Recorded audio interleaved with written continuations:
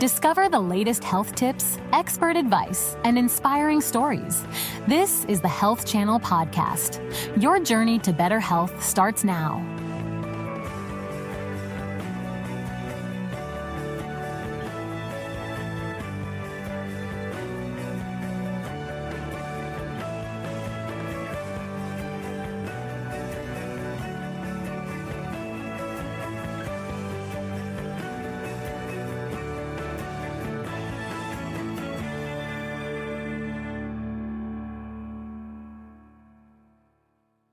Hi, summer's here, and wherever you live, it is hot outside. Everybody just wants to jump into a pool, swim in a lake, go to the beach, jump in the ocean. Whatever it is, we have to remember that we need to keep our kids safe. Even though we're having fun this summer, we need to remember pool water safety. And on this episode of Ask the Doc, I'm going to answer your questions on how to keep your kids safe in the water and how to be safe for the summer. Welcome to Ask the Doc, a show where we encourage you viewers to send in your questions so that I can answer them in real time. I'm Dr. Scarlet Constant, founder of Constant Care Pediatrics. Let's get started with our very first question about water safety. This question is coming in from Javier. Buenos dias, Dr. Constant. My wife and I just bought a house, and for the first time in our lives, we have a pool. We also have 3 kids who are 2, 4, and 7 years old. Our new pool doesn't have a fence around it. Besides a fence, what else do we need to keep everybody safe? Well, first of all, congratulations, Javier, on your brand new home. And that's so amazing that you have a pool because you will definitely get lots of use out of it with kids over in the house. I recommend that you get a fence to surround your pool. While it might seem like an expensive venture, it is a very, very good investment for your home. You need to have a fence in order to protect your kids, and not only to protect your kids, but to protect those that are coming to your house. Now that you have a pool, it is your responsibility to make sure others are safe. And children, maybe your children can swim, but other people's children cannot swim or might fall into the pool. And also people that just might be around your house that are not as comfortable in the water. So please try to look into getting a pool fence. And another way to be safe with a pool in your home is to make sure that your kids are not outside unmonitored. Even though they can be strong swimmers, you really want to pay attention to what's going on outside and to monitor your children as long as they're near the pool. Things happen, kids play, they roughhouse, they might fall, and you want to make sure that if something does happen, you're there to witness it and to jump into the pool if necessary. So first, please look into getting a pool fence, and secondly, make sure the kids are always monitored when outside. Let's see if we have any other questions coming in. Here's a question from Facebook from Kelsey. Hi, Dr. Constant. I love the beach, but I'm scared to death of swimming far out into the ocean. I like to stay by the shoreline, but my niece and nephew are coming for a visit and they love swimming in big bodies of water. They're so excited about coming to the beach with me, but I'm concerned that I won't be able to keep them safe. Do you have any advice? Well, Kelsey, honestly, you need to do what makes you feel comfortable. If you're going to have kids with you in the ocean, you need to stay where you feel comfortable and safe. And you need to be in an area where you feel that if something were to happen, you can actually help them. So if they like to swim out far, but you're uncomfortable and something happens, you're not going to be willing to go out there and grab them. So please stay where you feel comfortable. It's also important to note that the further out you go at the beach, the more risk you have for an undertow or an undercurrent. And that's when the water below the surface is actually pulling in an opposite direction. And a lot of swimmers that are not used to going to the beach and that are not very familiar with the ocean don't know how to get out of an undertow. So an undertow basically pulls you back into the ocean away from the shoreline. And what you need to do is if you ever feel that you're being pulled ever so subtly, it's a very gradual pull, then you need to swim perpendicular to the pool. But that means that the person that's in the undertow needs to not only understand that they're being pulled back, they need to remain calm, and they need to figure out which direction is perpendicular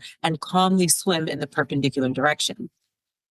That's a big responsibility. And I think for someone that's going to have a few kids with them in the ocean, that's a lot to deal with in the ocean. So my advice to you is to stay closer to the shoreline where you have less risk of an undertow and you have a sandbar or shallow water where you feel safe and you can monitor all of the kids and not worry about anything like that. I hope that this helps, and I hope that you and your family have a lot of fun at the beach this summer. Okay, here we go. We have another question coming in from the All Health TV app. Let's see. This question is from Janine. Hi, Dr. Constant. My partner and I had our first baby 8 months ago. And since we have a pool in our neighborhood, we're thinking about infant survival classes. So our child will be safe if she falls into the water. What do you think? Well, infant survival classes are very popular and they're a great idea, but I just want you to remember that this does not decrease the incidence of drowning. Infant survival classes, rather, are a way for you to learn pool safety and for your baby to be very familiar with the water and get used to being in the water. But I don't want you to have the false sense of security that your baby will actually survive a drowning or you can prevent a drowning by having these courses. We actually recommend swim lessons between ages of 1 and 4. Infant survival, again, less than 1 year of age, is really just going to teach your child something that we call reflex swimming. And it'll help, but it will not decrease drowning. It will not prevent drowning. And you still need to go into the water with your baby and monitor your baby. Okay, let's see who we have next. Looks like we're getting a question coming in now from Facebook. This question's from Oliver. Our son is nearly 3 years old and loves the pool. He can't swim, but he's always in the water with us. We want to start swimming lessons, but we heard that swim lessons don't really take until after a child is 4 years old. Is that correct? No, Oliver, that is not correct. We actually suggest that you enroll your child in swim lessons anywhere from ages 1 to 4. A 3-year-old could absolutely learn how to swim. And I think it's great that he's comfortable being in the pool and that he enjoys the water. So if I were you, I would take advantage now while he's comfortable and enjoys it and teach him how to swim. I think this will be great for him. This doesn't mean that you don't need follow-up lessons in years to come, but you absolutely can start now. All right, so I love these questions coming in. Everybody really wants to keep their kids safe and they want to know what they need to do to keep them safe. Let's see who else we have coming in. Here's a question from Joseph. My 15-year-old son has a best friend whose family owns a boat and they invite him to go on it nearly every weekend. They don't really go out into the ocean. They prefer lakes and smaller bodies of water. Our boy isn't really a strong swimmer. I guess our question is this. What advice do you have to help keep him safe during these boating trips? Joseph, that's a great question, especially, living down here in South Florida, where a lot of us are constantly in the water and have the opportunity to get on boats. I think the most important thing to remember is whether or not your son is a strong swimmer, any passenger on a boat needs to have a life vest. The boat, you might not necessarily have to wear it the entire time you're on the boat, but the boat needs to be equipped with the same number of life vests as there are passengers. And I don't think that you should be embarrassed or feel ashamed to ask the captain of the boat or the owner of the boat how many vests there are. Ask to see them and make sure there's a vest that fits your son. That's number one, first and foremost. And if that's not there, then I would not advise that you allow your son on the boat. With that said, in a small body of water or a lake where your son is not a strong swimmer, I absolutely suggest that he wears the life vest. And this is because he is not going to be comfortable jumping into the lake and swimming with everybody else. And remember, in fresh water, there isn't any salt. So they will sink right down to the bottom. So if you're not a strong swimmer and can't keep yourself afloat and stay above water and swim with your friends and swim back to the boat, you definitely need to have a life vest on. And also, I'd make sure that Joseph is comfortable being on the boat. If you don't feel comfortable swimming or trying to get yourself to safety, then you might not be comfortable being on a boat. So I suggest that you talk to your son about that. Okay, so we have some more questions coming in. This question is from Isabella. Hi, Dr. C. My son has been diagnosed with epilepsy recently. He loves the pool and has always been a strong swimmer. But I read that the seizure disorders can increase a child's risk of drowning. How can we help keep him safe? Well, Isabella, the seizure doesn't necessarily increase the risk of drowning, but unfortunately, being fatigued out in the sun, playing outside might predispose your son to having a seizure. And if a seizure does occur while he's in the water, of course, you know that he could possibly drown. So my suggestion to you is, the only thing you could do with a child that has seizure disorder and is playing in the pool, going to the beach, is make sure that you are always watching him so that if, God forbid, he does get a seizure, you can help him right away. But a child with seizure disorder is a child that should never be left unattended in the pool. And I hope that this helps, but there's nothing else that you would need to do, but you do have to make sure that he is never unattended. Okay, so it looks like we have a couple more questions coming in. Let's see who else has a question. This question is from Lucy. Hi, Dr. Constant. My 3.5-year-old granddaughter came to visit and she used a life jacket in the pool. She called it a swim jacket and was very proud of wearing it. It seemed a little much for me. When I was raising my kids, we just put floaties or water wings on them. Are life jackets necessary for backyard pool safety? Hi, Lucy. So this is an interesting question because I know there are life jackets, life vests, floaties, the front vest. There are all these different devices now, and we kind of have to sift through them and make sure we understand what they are and what their purposes are. So for the young toddlers that are not strong swimmers, a lot of parents like to put these floaties on them that actually go on the arms and even across the chest.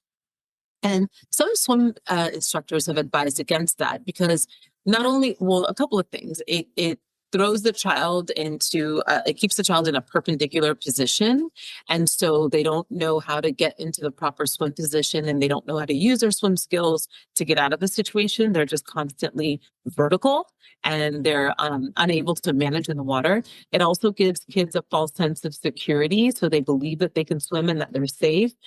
They get used to that. So they usually do advise against it. But if you need to put wings on because your child's in the water and you don't want to carry them the whole time, or you just feel that they're safe, that's fine.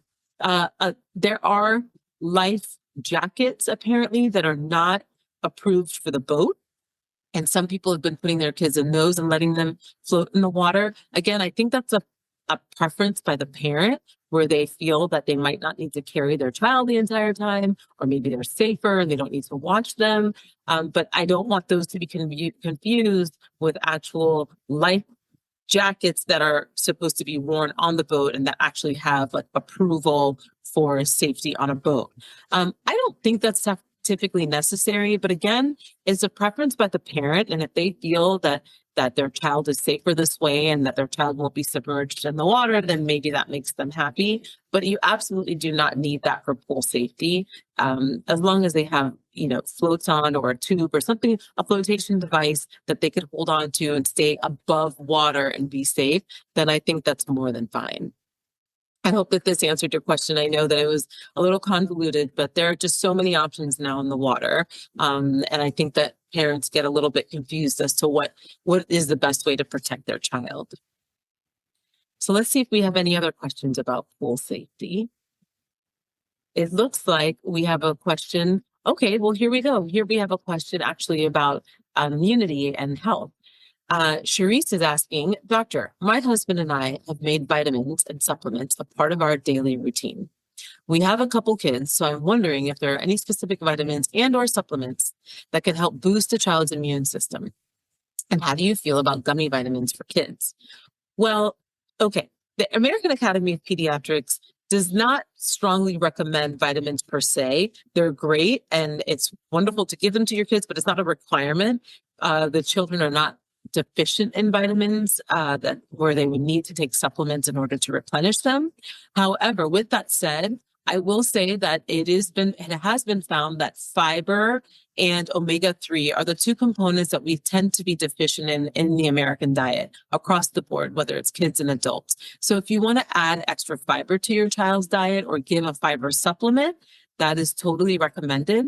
And then also, if you want to give omega-3s, which is fish oil, that is really great for brain development, for ocular health, and for memory.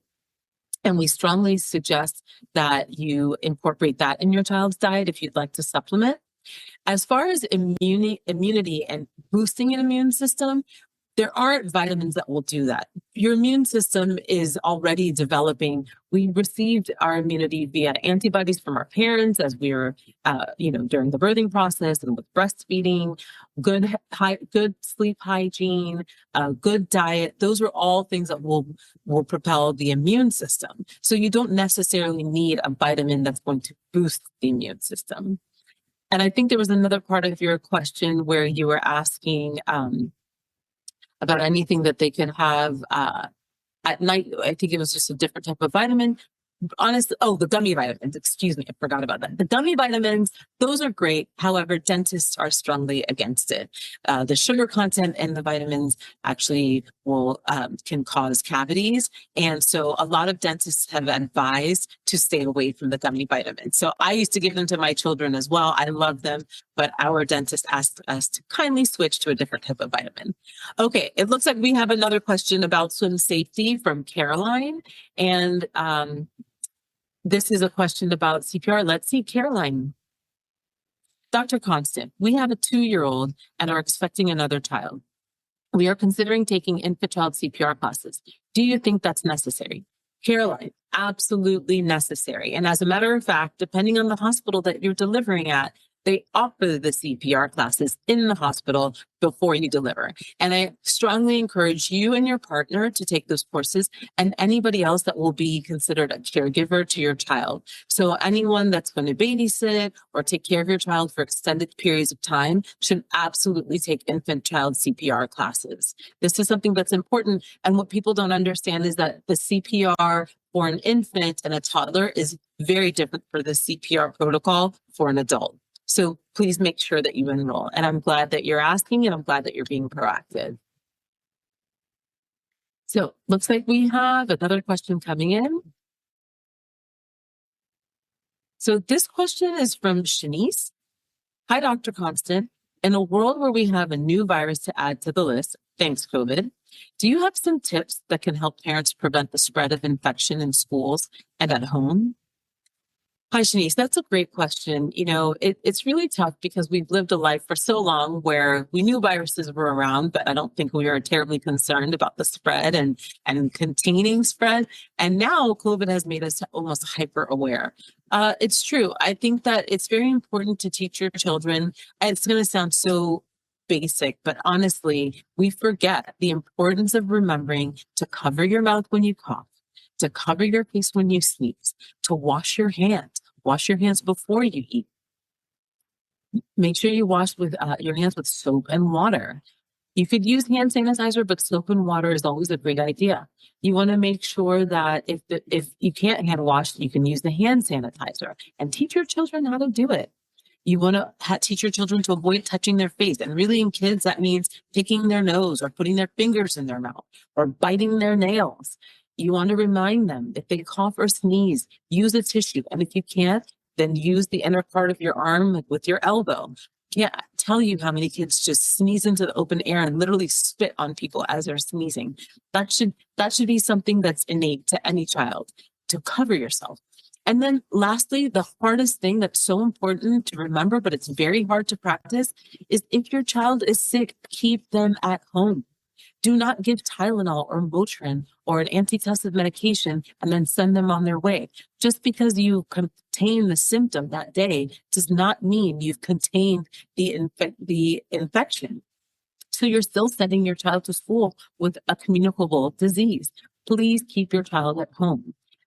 Regularly disinfect any surface that's been touched by your child. So a sick child, you want to wipe down the bathroom counter, wipe down their room, because now you're going to go touch everything and you will continue to spread it.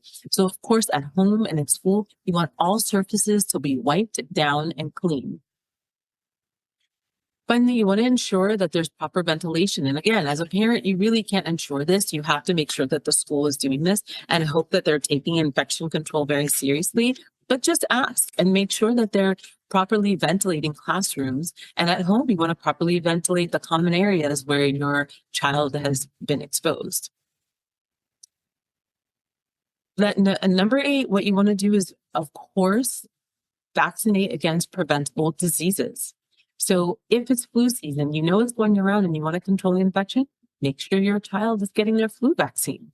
Anything that is communicable and that has a vaccine, you want to vaccinate your child. That is by far going to prevent not only the severity of disease, but of course, the spread of disease. So I hope that those things are very helpful to you. This summer, I know summer is about fun and getting in the pool, but viruses are also still common in the summer. We have tons of summer viruses going around, and they spread in camps and they spread in summer school. So it is important that we stay safe and that we make sure we contain the spread. Let's see if we have any other questions coming in from any of our viewers. Okay, well, Avi has a question. Hi, Avi. Hey, Doc, my boy came home today and told me that a couple of his friends at school have come down with something called gastroenteritis. I'd obviously heard of it, but can you fill in the blanks, like some of the symptoms? And is it contagious? Okay, Avi, gastroenteritis is very contagious. And I'm talking within the first couple of minutes of exposure.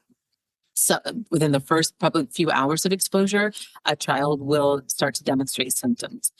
Okay, Abby. So to answer your question, some of the symptoms of gastroenteritis are abdominal pain, nausea, vomiting, diarrhea or loose stools, and or fever. And you don't have to have all of these symptoms in order to diagnose gastroenteritis. You might have one or two, all, or just one of them. It is very contagious. It is spread by secretions, so by saliva, or of course by the stool. And I know that sounds disgusting, but if you have a little baby and you're cleaning up after them and you're wiping them and changing their diaper, and you might not have cleaned your hands as thoroughly as you thought you did, you will easily spread it. So we call that fecal oral spread, and it spreads very quickly. So as the doctor mentioned in the video, you absolutely want to make sure that you're hydrating with the component that has electrolytes. You want to hydrate and you want to control the vomiting with an anti-nausea medication such as Zofran. And if that's not available, you just take little sips and hydrate until the gastroenteritis resolves on its own. Thankfully, it usually resolves within 24 to 48 hours. Okay, so let's recap our swim safety, because again, we really wanted to make sure that we emphasize how important it is to stay safe in the water, whether it's pool, ocean, or the lake. So number one for pools, we want to make sure that we have a pool fence, or you're going to someone's house that has properly secured their in-home pool. This is an underground pool. So you want to make sure there's a pool fence. Children should not go into the pool unattended. Despite their swimming skills, you definitely want to make sure that the children are attended when they're in the pool. Remember, even if they're a strong swimmer, they could be horsing around and playing and falling into the pool, so you want to make sure that you're there. Try to limit adults drinking around children that are in the pool. You really want to make sure that you're not drinking and watching kids, especially other children's kids, are involved. For the lake, you want to make sure that this is a strong swimmer, and there's always a flotation device around, a life vest on if you are not a strong swimmer, or even a life vest on the boat. If you're on a boat, you want to make sure that boats have enough life vests for each passenger. But in the lake, you want to make sure that you have a flotation device, because remember, you cannot float well in the lake. For the ocean, you want to make sure that you're a strong swimmer, you're staying close to the shore if you're not comfortable with strong waves undertow and deep waters. And you want to make sure that you're always paying attention to where the lifeguard says the limits are in the ocean, so that you don't pass those limits where it is a lot more dangerous. And then finally, you want to make sure that anybody that has a pool, or that has young children, toddler age or infant, you want to make sure that you're very well versed in CPR. CPR is so important, whether it's for pool and water safety or just having a child at home. You want to make sure that you take CPR lessons. Look into your local hospital to see if they offer those classes. Usually they do. I think that's very important. And then finally, we want to remember that if a child has seizure disorder or any type of predisposition to fainting or seizing, you want to make sure that they're always attended when in any body of water. I hope that this was helpful. I hope that everybody has a happy and fun and safe summer. Don't forget your sunblock. Have a great summer.